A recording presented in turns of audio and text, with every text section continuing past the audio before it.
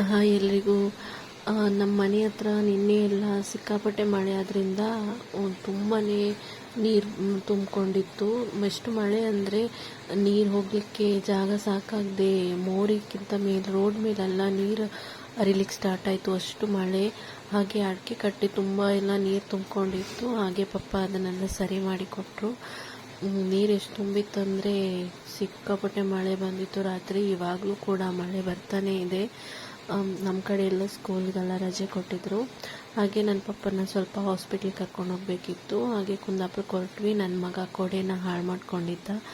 ಹಾಗೆ ಅದನ್ನು ಕೂಡ ಅಲ್ಲೇ ರಿಪೇರಿ ಮಾಡಿಸ್ಕೊಂಡು ಬಂದೆ.